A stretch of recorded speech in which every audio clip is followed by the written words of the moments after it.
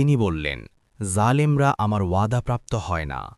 ১২৫ আর স্মরণ কর, যখন আমি কাবাকে মানুষের জন্য মিলন কেন্দ্র ও নিরাপদ স্থান বানালাম এবং আদেশ দিলাম যে, তোমরা মাকামে ইব্রাহিমকে সলাতের স্থানরূপে গ্রহণ করো।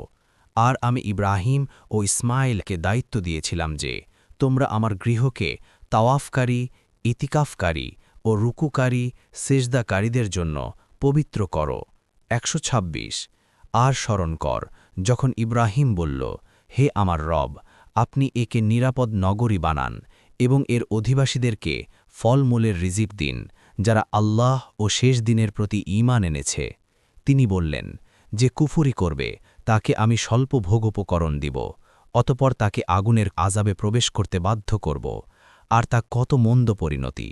১২৭ আর স্মরণ কর, যখন ইব্রাহিম ও ইসমাইল কাবার ভিতগুলো উঠাচ্ছিল এবং বলছিল, হে আমাদের রব, আমাদের পক্ষ থেকে কবুল করুন, নিশ্চয়ই আপনি সর্বশ্রোতা, সর্বজ্ঞানী।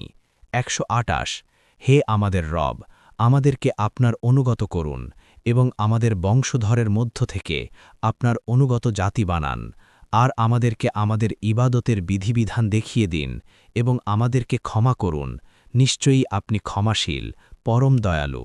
১২৯ হে আমাদের রব, তাদের থেকে একজন রাসূল প্রেরণ করুন, যে তাদের প্রতি আপনার আয়াতসমূহ তিলাওয়াত করবে এবং তাদেরকে কিতাব ও হিকমত শিক্ষা দিবে, আর তাদেরকে পবিত্র করবে। নিশ্চয়ই আপনি পরাক্রমশালী, প্রজ্ঞাময়।